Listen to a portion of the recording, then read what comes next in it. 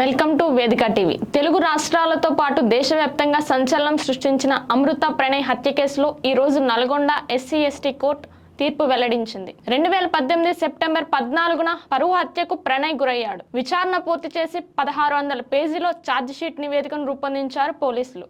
ఆ పాపానికి 5 ఏళ్ల 9 నెలలు. దానికి ఒడిగట్టిన వాడికి చట్టపరంగా తీర్పు రాకముందే శిక్ష పడింది. తెలుగు రాష్ట్రాలతో పాటు దేశవ్యాప్తంగా సంచలనం సృష్టించిన అమృత ప్రణయ్ హత్య కేసులో సోమవారం అనగా ఈ రోజు నల్గొండ ఎస్సీ/ఎస్టీ కోర్టు తీర్పు వెల్లడించింది. 2018 సెప్టెంబర్ 14న ప్రణయ్ హత్యకు గురయ్యాడు. గర్భవతిగా ఉన్న భార్య అమృతను నల్గొండ జిల్లా మిర్యాలగూడలోని హాస్పిటల్కి తీసుకెళ్లి తిరిగి వస్తుండగా దుండగులు ప్రణయ్ పై కత్తులతో దాడి చేసి హతమార్చారు.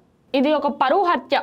తన కూతురు కులాంతర వివాహం చేసుకుందని అమృత తండ్రి మారుతీరావు ప్రణయ్ను హత్య చేయించాడు. మిర్యాలగూడకు చెందిన ప్రణయ్ అమృత వర్షిని స్కూల్ నాటి నుంచి మంచి స్నేహితులు. పెరుగుతున్న వయసు కొద్దీ వారి స్నేహం ప్రేమగా మారి పెళ్లి కోసం పెద్దలను ఎదిరించే స్థాయికి చేరుకుంది. ప్రణయ్ది తక్కువ కులమని అమృత వాళ్ళ ఇంట్లో పెళ్లికి అంగీకరించలేదు. అయినా సరే అమృత తల్లిదండ్రులను ఎదిరించి ప్రణయ్ను ప్రేమ వివాహం చేసుకుంది.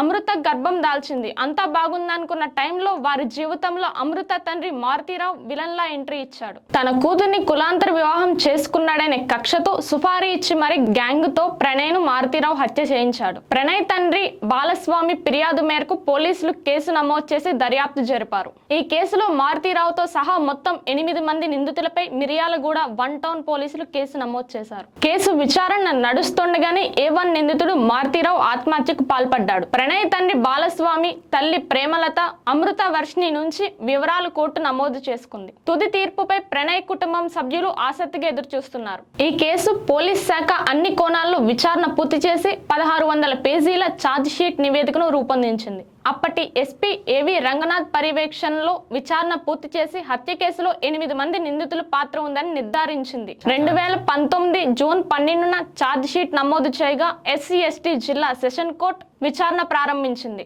5 సంవత్సరాల 9 నెలల కాలం పాటు విచారణ కొనసాగగా పోలీస్ శాఖ సమర్పించిన ఛార్జిషీట్ నివేదిక, post mortem report, scientific evidence తో పాటు సాక్షులను న్యాయస్థానం విచారించి తుది తీర్పునకు ఈ రోజు వెల్లడించనుంది. ప్రణయ్ హత్య కేసులో A1 మారుతీరావు, A2 బీహార్కు చెందిన సుభాష్ శర్మ, A3 అస్గర్ అలీ, A4 అబ్దుల్ బారీ, A5 MA Karim, A6 Shravan Kumar, A7 Shiva, A8 Nizam నిందితులుగా పోలీసులు కోర్టుకు సమర్పించిన ఛార్జిషీట్ లో పేర్కొన్నారు. సుభాష్ శర్మ, A2, అస్గర్ అలీ, A3 విచారణ ఖైదీలుగా ఉన్నారు. మిగిలిన 5 నిందితులు బెయిల్ పై విడుదలై కోర్టు విచారణకు హాజరవుతున్నారు. ప్రధాన నిందితుడు మారుతీరావు 2020 మార్చిలో ఆత్మహత్యకు పాల్పడ్డాడు. ప్రణయ్ కుటుంబ సభ్యులు ఈ తీర్పునకు ఎంతో ఆసక్తిగా ఎదురుచూస్తున్నారు. ప్రణయ్ హత్య కేసు నిందితులకు కోర్టు జీవిత ఖైదీ శిక్ష విధించింది. A2గా ఉన్న సుభాష్ కు ఉరిశిక్ష, మిగిలిన నిందితులకు యావజ్జీవ కారాగార శిక్ష విధిస్తూ నల్గొండ కోర్టు తీర్పు వెల్లడించింది. ఈ కేసులో A1గా ఉన్న అమృత తండ్రి మారుతీరావు 2020 మార్చిలో